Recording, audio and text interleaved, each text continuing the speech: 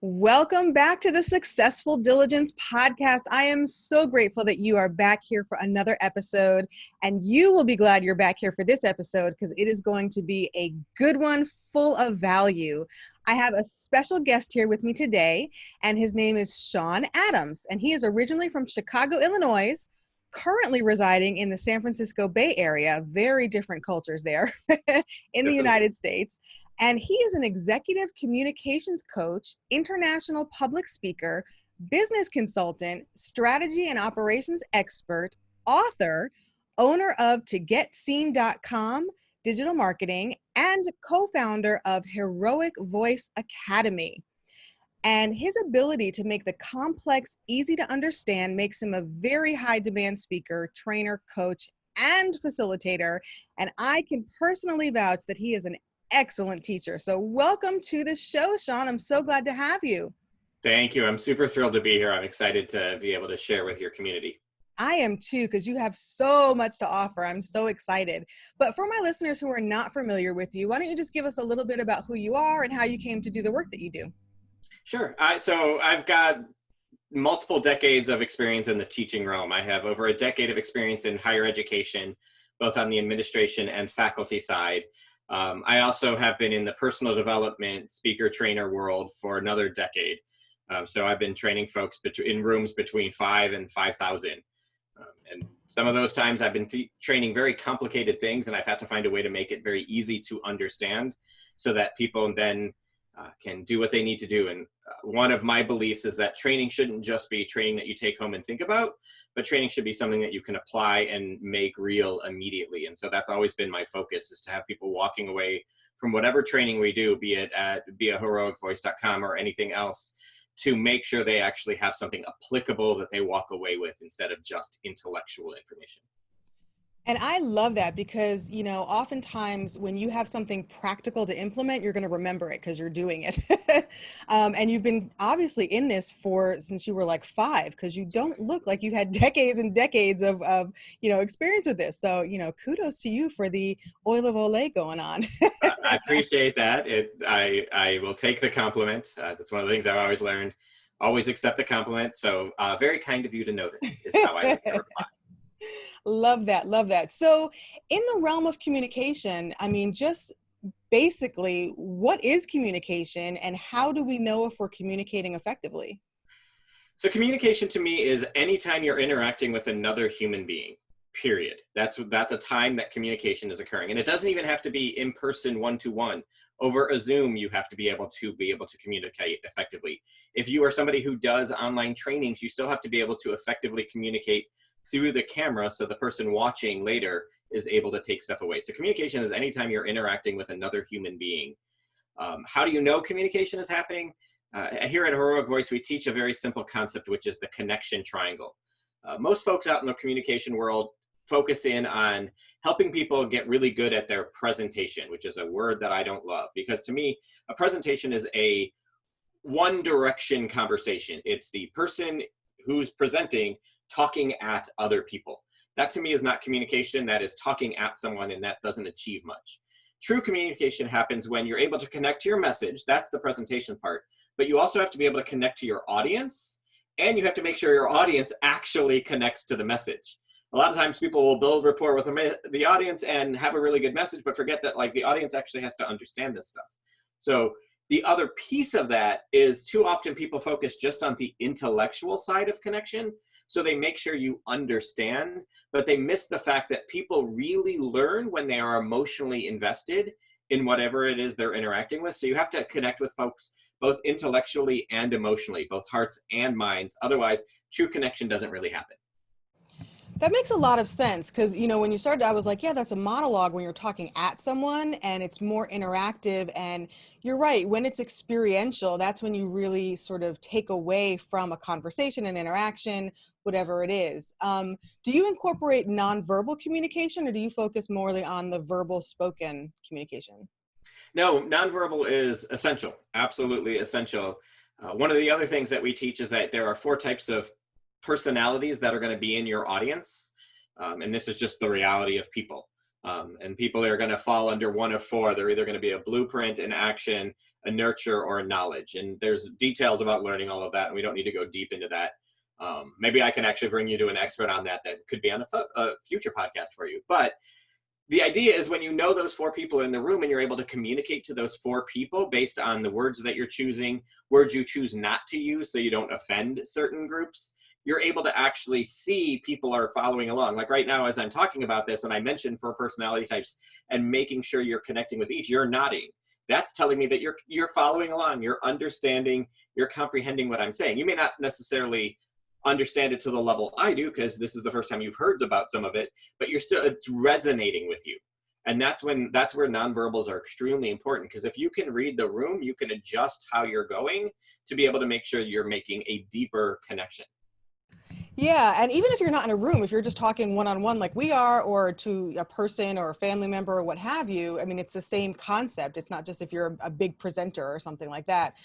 So for listeners, if you're not a big presenter, this is still applicable because we Right. communicate every day, all day, I mean, with everyone that we come into contact with. Yeah, we focus on the fact that when we talk about getting people ready, we get them prepared for any conversation. And that can be with your kids, that can be with your spouse, that could be with the person you met at Starbucks, or that could be with the board of your startup. It all depends on kind of what situation you're in, where you're in. But communication, connection has to happen every time.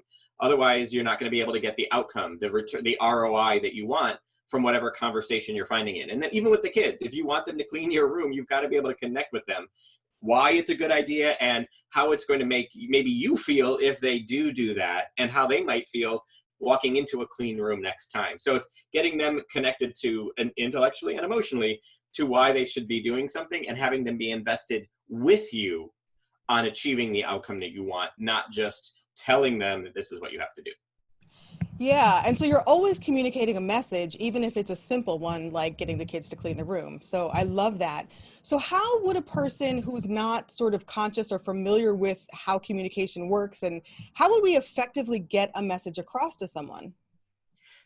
So there's 2 concepts I want to just introduce you to. One is the real question. No one ever asks you what they really want to know, but you have to kind of listen for what the real question is. And a perfect example is in a networking situation. Someone's going to ask you, so what do you do? No one cares that you sit behind a computer with 2 screens on Zoom calls for 7 hours. They want to know, the real question there is, who are you? That's your opportunity to introduce yourself or your company so people get to know you at an individual or company level. We call that personal or company branding. So the first is being able to understand the question. And then the second is, once you know the question, there's specific ways to formulate your conversation so that you make sure you answer the question effectively. And I'm giving you the really kind of simple overview of it. There's really specifics in it that people can learn. But if you understand that every conversation starts with a strong foundation, if you can get that foundation down, you're miles ahead of your average person who's attempting to have conversations. Right. And I love how you focused on the fact that you have to be listening and also paying attention to what the person is not saying, even though they're asking you a question. So what is the foundation that you're alluding to? Yeah, we always joke that like God gave us 2 ears and 1 mouth, and we're supposed to use them proportionally. Right. So the vast majority of conversation and connection is listening, not talking. But there are times that you have to talk. And when you do talk, you want to talk about what really resonates with people. And people in any conversation, before they go in deep into the real questions, there's 3 things they want to know about you. They want to know where you're going. What is your vision of the future? They want to know what you stand for. What values do you hold dear to you? And they want to know your vow. How do you show up in every interaction? If you can clearly express those 3 things in any conversation, you're going to be able to effectively start creating that connection and achieve that outcome that you want. That is fascinating. So for a person who, wants to communicate who they are and have that person understand them and have that connection build, how would I communicate my values? I mean, values, and when you think about core values, some people are conscious of them, some people are not. How do you get in touch with your values, and how do you communicate your values in a way that's, sort of concise and not going to scare people away? Yeah, so I want to we always use the example of Martin Luther King's I Have a Dream speech as a foundation, because outside of the intellectual university studies, this was probably the most perfectly built speech from a linguistic perspective that my English professors have ever heard. He really clearly expressed the three things we're talking about. At the beginning, he talks about his vision. He talks about the little black boys and girls holding hands and playing with little white boys and girls. It's this concept, this first picture up here of like kids together in a classroom, all participating, experiencing. That's a vision people at the time, it wasn't in reality. That wasn't a vision that people actually saw every day. There was segregation and all that going on at the time. But he painted this picture, this moment of time, this snapshot of the future that he knew people wanted and could get behind. So that was that kind of first example of vision. And so let me give you the two other examples just to help continue to illustrate this for you. So the next one is he talks about the sons of slaves, former slaves and former slaves owners sitting down at the table of brotherhood. And this is that concept of like, they were not, I mean, there was a point where they weren't even allowed to sit down to have lunch at all in the same room or at the same counter. This was an issue back then. That wasn't reality, but this is what he wanted in the future. And it's one of those things that like, if he had been able to say, you know what, I want a day in the future when in the White House, a black musician and a white musician are going to play together in the White House to the President of the United States. If he could give that picture, that moment of time of the future that we want to get to, that's the kind of stuff that people learn to get behind. That's the thing that people want. So when you're talking about your vision of the future, because we'll get into values and vows in a minute, but let's talk vision, because if you don't know where you're going, you aren't going to get anywhere. I always tell people that if I'm in Chicago and I want to start driving, I need to know if I want to go to New York or LA. Because if I don't know that, I'm just driving aimlessly. You have to have a destination in mind. That's why you always start with your vision. Exactly. You got to know where you're heading in order to get there. Exactly. And if you don't know that, and it doesn't mean you need to know the exact, I don't need to know the address in LA to start. I just need to know I need to get to LA. I may not know exactly what a truly accepting society looks like, but I do know that everybody should at least be able to sit down at the same table together. Like those kind of concepts. So you don't need to know the exact specifics. You just need to have an idea of what it looks like so that people can say, yes, I want that future too. Right. Just like Martin Luther King said, you don't have to see the whole staircase as long as you can take that first step. So yeah. Yep, exactly. And so once you've got sort of an idea about where you want to go and where you're heading, so you have your vision, and I mean, you don't like sort of dump that on the person, right?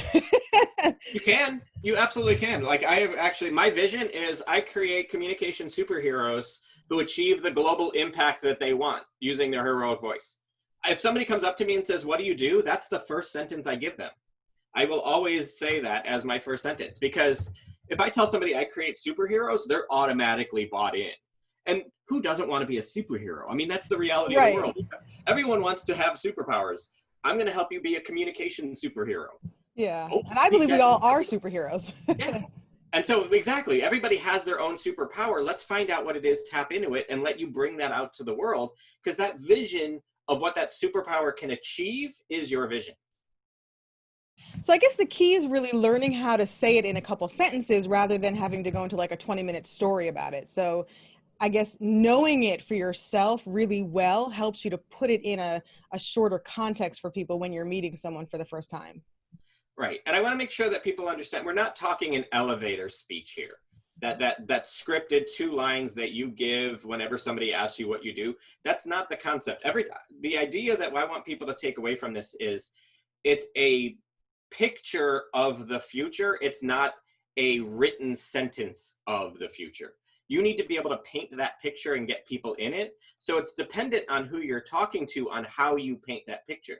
If I was talking to somebody from outside the United States who might not be as familiar with Martin Luther King, like let's say I was in India, I might talk about something, pull out a Gandhi reference of the same kind, because that's somebody they can relate to and they understand. So that's the reason why I don't like the elevator speech, because it boxes you into one size fits all, and that's not true in the world of communication. That's the reason why we teach people to draw an image that represents their vision, not description of their vision, because 1, people remember pictures better, and 2, a lot of people get really nervous in public speaking. It's just the reality and the truth of it. The reason often people get nervous is because the thing they care about so much is so important to them. They worry that if they fail to succeed at communicating it, they're failing the planet because they have something so important to do. And I know a lot of your listeners kind of feel that way.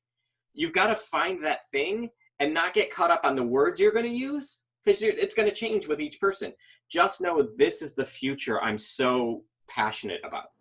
Yeah, exactly. And it's not so much about what you do, it's who you are and what you're seeking in life and the impact that you want to have. What legacy do you want to leave here? So yeah, I get that. That makes a lot of sense. And you're right. I think public speaking is the number one fear that people have. And I love being able to paint a picture rather than, getting caught up in the language and the words of it. So Exactly, because if it's something that's core to you, a core thing that you really believe in, that you want to see happen, it's going to be easy for you to talk about it. And instead of getting caught up on the words you need to use, just talk about this thing that you love so much, that you're so passionate about. That's really how you start to share your vision, and it will resonate. Or you know what? It may not. And that's great. One of the biggest things I've learned in the world of sales is the concept of get to know quickly. If somebody doesn't resonate with your vision, if this future of the world that you want does not align with them, don't spend 6 months trying to convince them that they should have the same future. It's okay to walk away and have a conversation with somebody else. It doesn't mean ignore other perspectives and views, but from a business perspective, sales perspective, not everybody's going to want the same future you want, and you're not the person to get them to a different future. Don't and be all things to all people. even on a personal level though too, if someone doesn't resonate with you and they're not aligned with your vision of where you want your life to go, it may be okay to say, you know what, we might have to be associates rather than friends, or this season of my life, we don't really need to be connected because I'm not there anymore. And that's perfectly okay to put that boundary in there. And it's okay to not resonate and connect with everybody. That's okay. Yeah, I mean, we always talk about people, especially in the business world, you got to find your niche. The niche are the people who have the same vision you have. Like, that's the reality of it. Like, don't sell to people who don't. And there's the concept that they may not know they need that vision, but that's a whole nother dynamic don't need to go into. Basic concept is know what you care about and the future you want to see happen. Other people have that same thing. They're going to resonate with you. Exactly. And knowing that and being confident in that and secure in that so that you can communicate it effectively. All right. So what happens after we communicate our vision? So from the vision, you start to get these concepts of central ideas, central beliefs, central values that are core to that. And so one of the examples I give is like talking about little black boys and girls playing together, is that idea of unity, everyone together, or sons of former slaves and sons of former slave owners sitting down at the table of brotherhood. That's that kind of, it's in there. It's brotherhood. It's people it's one society being together. It's not just this concept of being separate. So your vision, and when you have that clear snapshot of the future, you can look, well, what's important in that snapshot? Is it social justice? Is it empowering women? Is it helping people learn quicker and easier? I've got a friend of mine who's an accelerated learning expert. And so we always talk about, like, what's the thing I can do to help somebody take home what I'm trying to teach them faster? That's important. And so, like, to me, learning quicker and retaining it is so much more important than me feeling like the expert sharing all this amazing wisdom. I want you to get basic concepts here. Yeah. And so what about the person who's not real familiar with, their values and what they believe in and how do you find that out? How do you bring that out of yourself? Yeah, and so that often happens. Sadly, we're in a society where we're not necessarily honored to take the time to do some self-reflection. I would love to see more of that. And that's why we always start with vision, because even if you're not sure what your values are, your vision's going to tell you that. When you say this is the future I want, just look at what's important in that future picture. And that's going to help you at least start getting some concepts of what those values are. You may not necessarily know the exact word you need to use. You may not know exactly how well to phrase it at that moment, but you can still tell, like, all right, in this picture, I treasure justice more than injustice. Great, we're moving towards values that are important to you. In this picture of the future, I think love is more important than hate. Okay, it may not be that love is your value, but you definitely know it's on that side of the spectrum. And then you can start kind of narrowing it down as you kind of analyze that concept of the future deeper and deeper and deeper. So, so it's like paying attention, and then as you pay attention, it will reveal itself to you, and then you can unpack it further. And that's where I would encourage you listeners to journal, because when you write it down, you can always go back to it and see what you were thinking. And also, when you write it down, you can actually pick up the patterns and the words or phrases that are coming through, and it helps you a little bit easier to get in touch with it. Because we all have our core values. For me, I think it's more of um, allowing it to reveal itself to us by paying attention to what we get excited about, what resonates with us, what we get energetic about, what we get passionate about. Those reveal to you what you care about, which speaks to your core values. Exactly. And I love that you brought up journaling. That's one of the great ways to do it. What I'll tell people is you have your snapshot of the future. Now pick 20 different possible audience members, anything from a 6-year-old child to the CEO of a major industry, and write out how you would explain that picture of the future to each of those audiences. The central themes in those descriptions are going to be your core values. And there's one other thing, you're talking about the stuff that energizes you and excites you. The other thing that can be a tip to identifying what your core values are the things that really, really upset you, that you find irritating, frustrating, you get angry about, you get pissed off about. It doesn't mean those are your values. Look for the opposite of that, because if you're willing to fight against something, the thing that is the opposite of that is actually your value. I absolutely love that you said that, because I recognized one of my core values by paying attention to an incident that happened in my life that caused a rage and anger in me, and I couldn't figure out why I was so angry about it. And I had to process. It took me years to figure out that I was so angry because I'm so passionate about paying attention to people and not allowing those who are often overlooked to be forgotten. And so that's why I went into social service. But it stemmed from an incident where someone was so ignored that they ended up taking their life. And so paying attention to what I was so angry about revealed that core passion that has really led my life choices and propelled the foundation of who I am and what I do in life. So it's really important to pay attention to, yes, I agree, what you get angry about, what you're willing to fight for, and to pay attention to those emotions that come up when situations happen, or even when you see something on the news. Why are you getting that emotion? Dig into that, figure that out. And also keep in mind, these values are the things that you don't give up on. It doesn't matter if it's challenging, if things are difficult. I mean, we've had this with a lot of businesses going through the whole COVID, stay at home world. Like, what are the values that you hold true? Are you still actually applying those in your new business practices? And a great example of that is WeWork. WeWork was this large co-working space, and they had these values that they literally had as neon letters on their office wall. But as soon as everything happened and people weren't coming in and using their spaces, you could watch those values disappear in the way they were communicating, in the way they were interacting. And what all that told me was those actually weren't the values. They were just nice sounding words. The values are things you will not give up on. If you say that compassion for another human being is a core value to you, no matter the situation, you're going to put the human first. You're going to look out for them. Those are the things that if you find yourself willing to give up on something because it's uncomfortable or convenient for you to do it, clearly not truly a core value for you. So it'll be like consistent, and it'll be there in season and out of season. Yeah. And you're willing to be uncomfortable, still believing in it and following it, even if it makes the situation you're in seem more challenging. It's worth it because you're not going against that core value that you believe in. That is so interesting. That is really interesting. And so when have you met people that go against that or ignore that and actually try to push down their core values and function, sort of inauthentically? Sure. So one of two things are happening. Either they are not actually clear on what their core values are, and that's okay. That's a way to use that to honor a way to redefine them. Or two, they really are saying, you know what, I really believe in this, but I can't do it right now because XYZ reason. And those are the really unhappy, miserable people, because they are actively doing things that go against who they are at their core. And I know for your audience, I know some folks are really struggling with that. Like, I don't want to get up and go to work right now. Probably because that work isn't in alignment with your core values. Or there's an aspect of that work that isn't in alignment with your core values. So you need to be able to identify, like, what's the real reason you don't want to get up and go?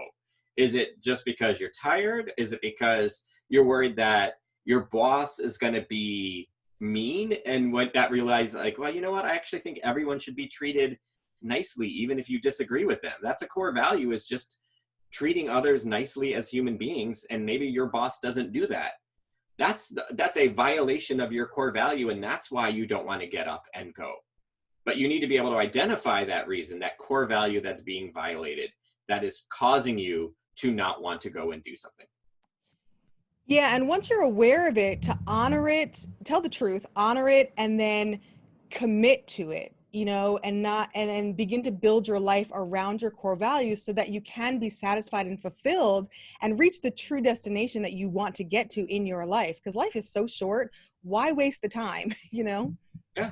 Yeah. And so maybe you have a boss who's in violation of that treating people with respect core value. So then you need to express that. Look, this is something that is central to who I am, and I would like to have you treat me with more respect when you're addressing me with something that you disagreed with. And any good boss will be able to hear that and try to make adjustments. If they're not, and it gets worse, then you realize, okay, I can't be in this environment for my own health and well-being. Let's look at what else do we have to do differently. What do we, and it helps you then on your next search. Because in your next search, and you're in that interview, and somebody asks, like, okay, so what's important to you? I expect everyone to be treated with respect. If that's not something that happens at this company, I don't want to do it. Yeah. And it takes a lot of courage, listeners. I don't want you to think, oh, this is just so easy to do. And I had a situation where I had a boss who was horrible, went completely against my core values. And I, through my tears and shaking inside, spoke up and said, this is not okay how you're speaking to me. I will not accept this.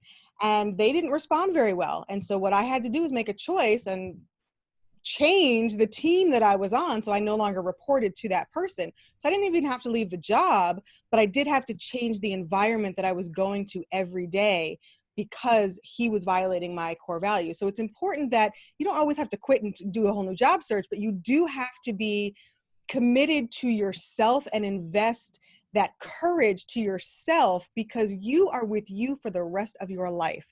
That person may go and will probably leave your life at some point, but you will always be with you. And so you have to be committed to who you are and live your life accordingly. I'm very passionate about that. Yeah. And those values are what helps you understand how you should live your life, what the choices you're making. It makes it easy to be able to make difficult choices, because you can basically say, is this in alignment with my core values or not? And when it's not, you can move on. A great example, because you're saying this isn't easy. A lot of times people think about things in the financial situation. Mm-hmm. So everybody's ever heard, I'm assuming most people have heard of the company Zappos, the shoe company. Yeah. Their core value is to be the #1 service company on the planet. They want their customers to have a fantastic experience on any service need. That's it. And it doesn't, like, they don't rate their customer service people on how many calls they took. They rate them on how happy was everybody at the end of those calls. So much to the point that they will have people come in and explain that and drive everything they do around service. And if somebody's been working at Zappos, and I forget if it's a month or 2 months, but there's a point in their employment with Zappos where they sit down with their supervisor, and their supervisor says, look, these are what we believe in. If you can't buy into that and make that a reality, we will give you $10,000 to leave our company. Because if you're not in alignment with our core values, all that's going to do is hurt us as a company. We'd rather spend money to get you to move on to where so that we can replace you with somebody who has the same core values. And admittedly, their interview process weeds that out pretty well, but they still do that at one point in the actual employment realm, to give people that chance to say, you know what, I thought I was a good fit, I'm not.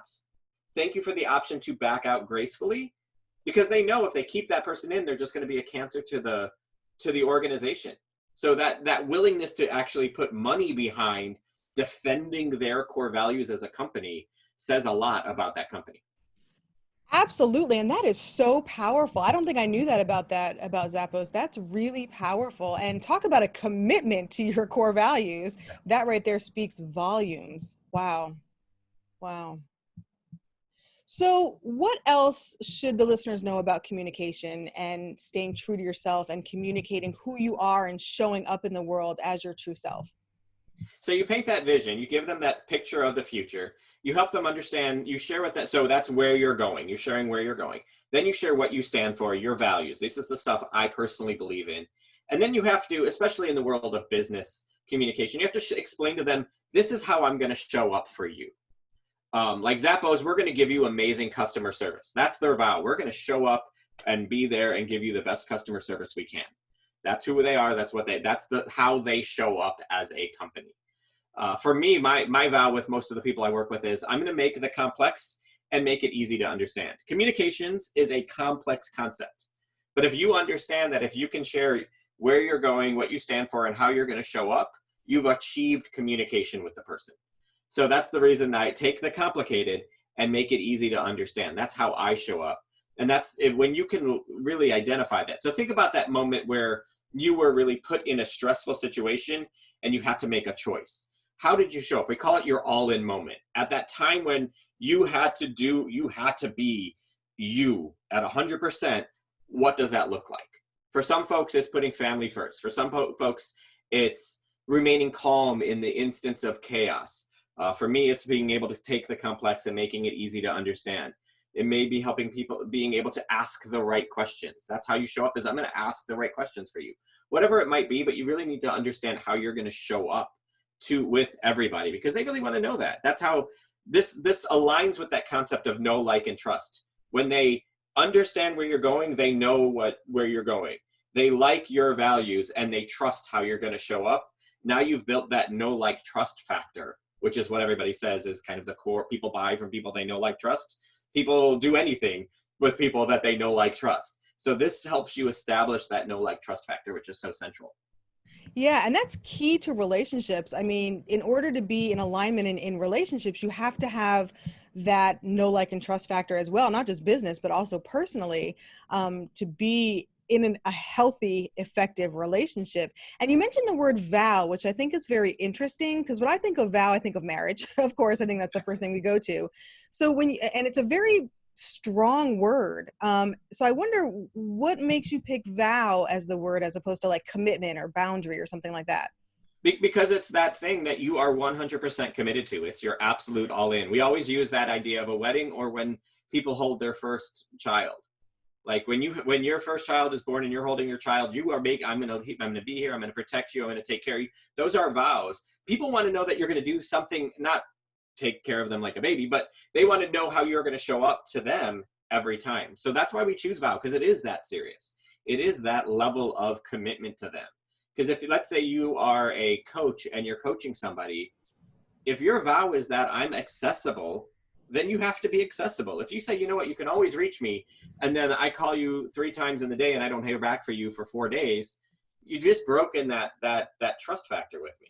So it is that serious. That's why we use that word. It's that level. You have to take it at that level of seriousness. Yeah, and I agree. It's for me that speaks to integrity, which is equal to that level of sort of power, of vow is that integrity, because without integrity, I mean, the whole house falls down from my experience. Yeah. Yeah. So how you show up, how you do anything is how you do everything is one of my favorite sayings. So if you're willing to sell out on this because it's a quick buck, then you're going to be willing to sell out on that no matter what. So how you do anything is how you do everything. So that's where that it is. It's all about that true personal virtue that you need to hold on to. So how do you help people sort of infuse that courage to share those core values and those vows to whatever audience they're talking to, whether it's a friend, a family, coworkers, presentation, the large audiences at the Super Bowl, whatever it is, because public speaking can be scary, and it can be also very scary to expose the true authentic core of who you are. That sometimes is very uncomfortable and scary. So how do you help people to sort of work through that? So the first one about just being public speaking being like scary, that's just a reality. And what I tell people when they ask me, I always get really nervous before I'm talking. I tell them that's a good thing. Because if you're getting nervous, then the thing you're about to talk about is so important to you that it matters. That's great. It's okay to have those butterflies in your stomach. Be happy about that because you finally are talking about something that matters. If you're going to just jump in front of somebody and have a conversation and you're like, yeah, this is going to be easy, you clearly don't, the thing you're talking about isn't that important to you. So that's part one. It's okay that you're a little nervous and that you have those butterflies because that means you're on the path to something really important. So good. Congratulations.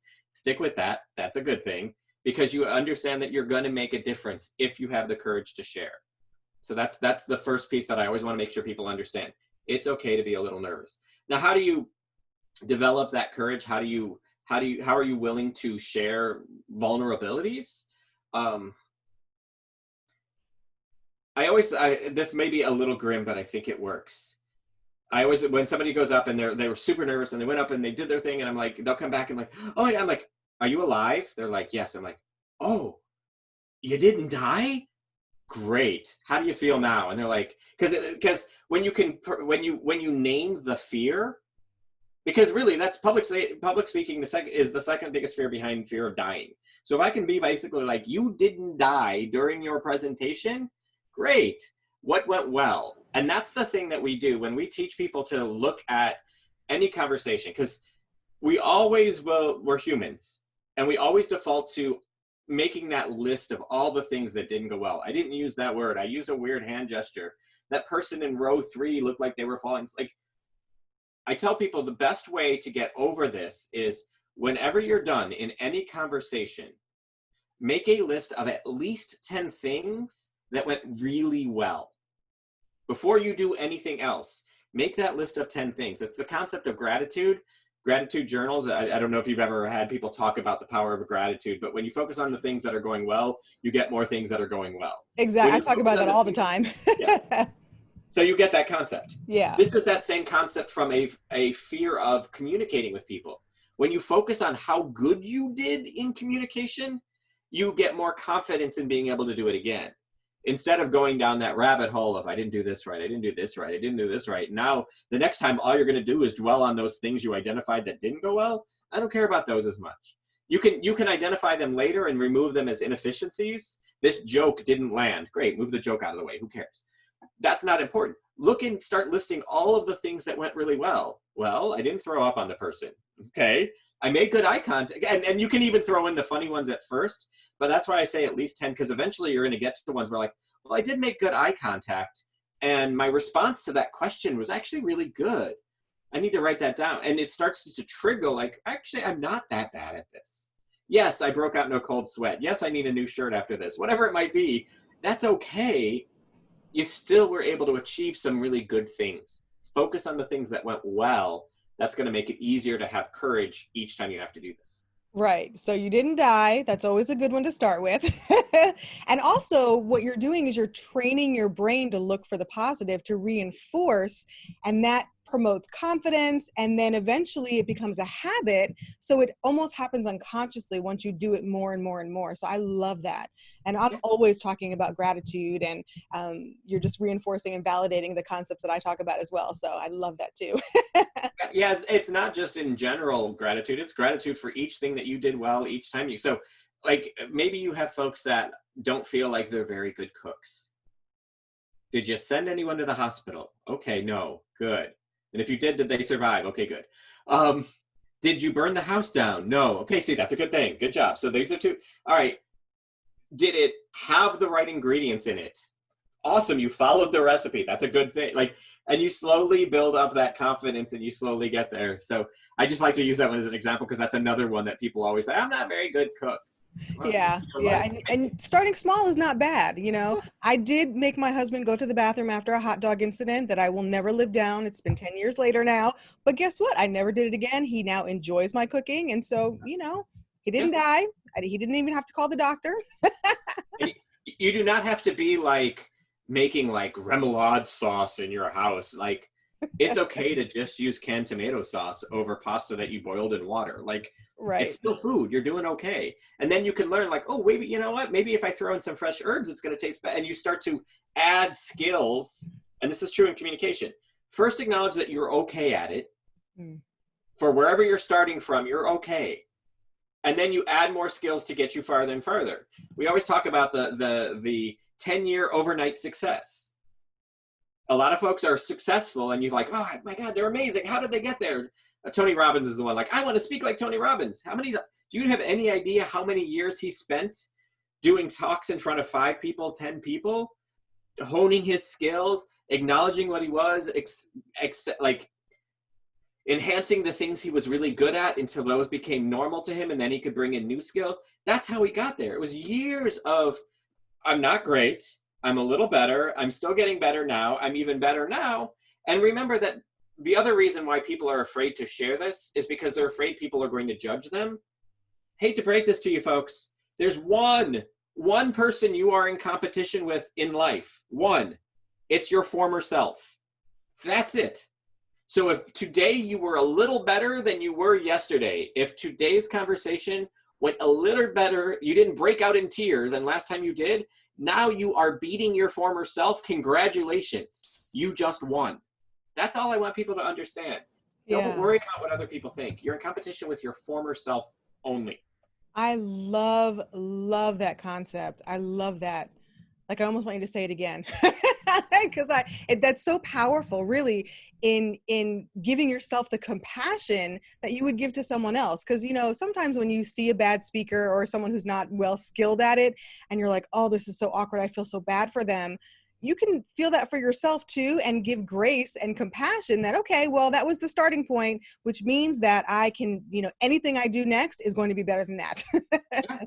Yeah, and like you were talking about, you don't need to see the whole stairwell. You just have to take the first step. It's the same thing in any conversation. Just have one.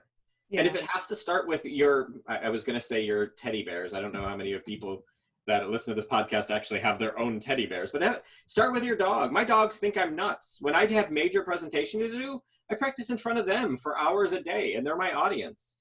And they all look at me like weird, and one of my dogs does this every time. And like, I just take that as, oh, he's following along. He's a dog. But I'm getting used to doing it, and I can find the things that I do a little bit better each time and refine. So it's practice, knowing you're only in competition with your former self, and celebrate the little improvements, because every little improvement is 1,000 miles down the road from where you were before. Yeah. Yeah. I love that. I love that. So we're almost at our time. What is something that I should have asked you, but I didn't know what I didn't know, so I didn't ask you? I think one of the things that I always like to make sure people understand about communication is the best communication happens when you are 100% true to yourself. Communication falls apart when you try to play a role that you think the audience, the person you're in conversation with, wants you to be. If I go up there and try to be the, scholarly expert, that's not who I am. I'm a goofy guy who just shares everyday knowledge. That's how I'm going to be. But if I try to be like, so according to this study, this happens. And I could pull out all the psychology of why all this stuff is true. That's not who I am. I don't want to be the intellectual person. Some people are, and that's great, and they should be, but you have to always be you. The moment you stop being true to yourself is the moment communication falls apart. And I love that because you are the only one that can be you. And so you really are only, like you said, in competition with your former self and yourself. If you're in the moment, you need to be kind to yourself and just show up as I love that. Show up as you, because you're the only one that can do that in the world because there's only one you. So I love that. I absolutely love that. So and they're going to find out if you are not being you. Eventually people are going to notice that, and you're going to lose any kind of rapport you've built with them. So just start out being you and let them decide, do they like you as you or not. That's just the easiest way to go. yeah. And even if people don't like you, at least they can respect you for showing up in truth, And I think a lot of people misunderstand people because they're not showing up in truth. You know, a lot of times when people have misunderstood me, it's because I wasn't showing up authentically. I wasn't showing up in my truth according to my values, and I wasn't committed. I didn't vow to myself to do that and to really allow people to see the true self. And so when you do commit to that, it's amazing how accepting other people are. Yeah. People want to get to know you. People want to like you as a person. They don't want, unless you are a professional Hollywood actor, stop acting. And even then, like, Tom Hanks as a person is Tom Hanks. His superpower is making you think he's somebody else on screen. That's it. But who Tom Hanks is every day with his family and with his friends and is still Tom Hanks. Like, everyone I've ever known has always said, I like Tom Hanks. Why? Every time he's met him, he's just genuinely Tom Hanks all the time. His skill is pretending to be somebody else. Your skill, odds are, is not pretending to be somebody else, so don't try it. Everyone is naturally good at being themselves if they allow themselves to be. Right. You are the superhero, like you said. So use your superpowers. Exactly. I love that. So if people want to get more of this incredible training and just conceptually, you know, soak it in like a sponge, like I am, where would they find you? How can they connect with you? So we have our general business website, which is heroicvoice.com, but we also do regular trainings, and you can always attend our next upcoming event. We have an event coming up where we help people it's a day-long virtual event where they really understand, they build their personal brand, they understand the different audiences they're dealing with, they learn how to present one of the main conversations that they're going to have, and they learn how to connect with folks in depth. And they can learn more about that at beaheroicvoice.com. Perfect. And I'll put the link in the show notes, listeners, because you know I like to say click and go, click and go. So definitely check it out. And even if you go and check out the website, if you don't plan to be going to the event or you know you have a conflict, there's a lot of great information on the website itself. So I really encourage you to go and sort of click around, and because you will learn a lot just from going to the website. And then you'll probably want to attend the event just because the information and content is so good. So I just love that. Well, Shawn, I am so glad, number one, that we met, because how we met was a very, I call it Providence. And then also that we were able to connect and schedule and get you on the show, because I think that you brought such value. So thank you so much for being on. Yeah, thank you. I've loved it. And I know that I'm hoping everybody can take away these simple concepts and start to apply them. I'm sure they can. Absolutely, because you broke it down in a way that is practical and implementable for everyone. So I really appreciate that and love that. Well, thank you for the honor to be here. Yeah. I'm filled with gratitude at the moment. You know, you brought up gratitude. I tend to like to be in the moment. So I'm like, yes, this was so good. Well, listeners, as you know, I always encourage you, keep walking, always keep walking, because if you continue to walk, you will reach your destination, which is your destiny. And on the journey, always choose gratitude.